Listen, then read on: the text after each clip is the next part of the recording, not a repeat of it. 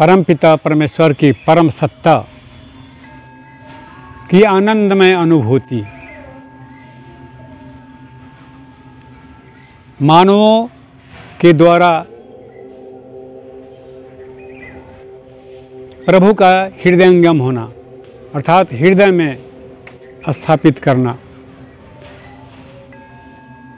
जब हम बहुत गहराई में जा कर के नहीं, ऊपर ऊपर से ही 2, 4, 5 मिनट के लिए अगर हम ये सोचते हैं कि हे प्रभु आपने कितनी कृपा की कि मनुष्य जोनि में हम लोगों को भेज दिया, हम लोगों को अर्थात जितने भी मनुष्य हैं, इसमें भेद कैसा, भेद क्यों है, इस पर मंथन करने से ये पता चलता है कि कर्म फल, और इसमें कोई संदेह नहीं है कि कर्मण्येवाधिकारस्तु सु मा फलेषु कदाचन माँ कर्म फल हेतुर्भुर्मते संगस्सत् कर्मणि। जब इस पर जाएंगे तो आपको ऐसा अनुभव होगा कि हे प्रभु जहाँ तक हमने जो किया अब उससे अच्छा करना चाहिए, ये चाहत जगेगी। और ये चाहत आपको उस परमपिता परमेश्वर से जरूर एक लय में बांधेगा।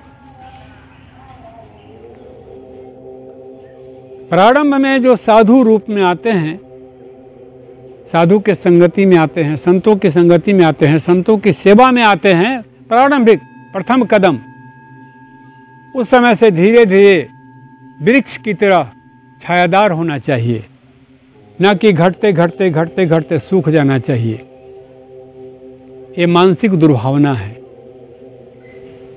मानसिक दुर्भावना है कि जब शरीर बड़ा होने लगा तो अहंकार का विस्तार हो गया, अक्षय वट की तरह। अक्षय वट कहते हैं वट वृक्ष को, विस्तार होता चला गया। फिर क्या हुआ, हम उस चीज़ से वंचित रह जाते हैं जिस चीज़ के लिए साधु संत बनते हैं, मोक्ष। मोक्ष के लिए हम संत साधु बनते हैं कि हे प्रभु आवागमन से रहित हो जाएं, हमारा मोह क्षय हो जाए, नाश हो जाए मोह का। और उस अवस्था में आते हैं तो इस सृष्टि को सुरक्षित रखने के लिए परमात्मा से सत्ता प्राप्त होती है। ईश्वर ऐसे संत को, ऋषि को, महर्षि को लंबी आयु तक अर्थात शरीर की अवस्था को लंबे समय तक स्थापित रखते हैं।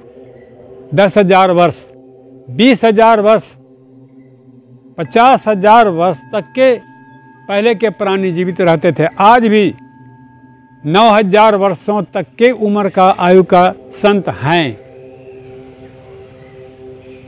आप उन्हें देख नहीं सकते हैं तो हैं, पर विश्वास कर करके आप उनसे मिल सकते हैं।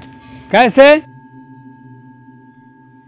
कि वो शरीर रहित हैं, उनकी वाणी जीवित है, उनके शब्द जीवित हैं, उनके उपदेश जीवित हैं, और तो और उनके द्वारा किया गया शुभ कार्य का वो स्थान जीवित है। वाल्मीकि आश्रम, गौतम ऋषि आश्रम, भागीरथ जी की तपस्या स्थली, इन सब चीज़ों को देखिए, हैं, जीवित हैं। ये जीवित की बात है। जब मनुष्य एक दूसरे मनुष्य से मिलते हैं उसमें बहुत सारी बातें उत्पन्न होती है, लेकिन चेतन आत्मा जब ब्रह्ममय बन जाती है तब क्या होता है कि सबको ब्रह्म का, एक ब्रह्म सत्ता का स्वरूप समझता है। आज बड़े बड़े संत ऋषि महर्षि भारत में हैं जिन्होंने बहुत प्रकार से लोगों को मार्गदर्शन दिया, और अब खुद वो उस मार्ग को भूल रहे हैं जिस मार्ग से उन्हें मोक्ष मुक्ति मिलनी चाहिए। लोग कहते हैं कि समाधि की अवस्था में, नहीं, समाधि की अवस्था में नहीं, वो सब कुछ विस्मृत हो चुके हैं। समाधि की अवस्था तब होती है सम अवधि मतलब समय रहते हुए अपने आप को निकाल लेना, सब कुछ जानता हुआ, हंसता हुआ।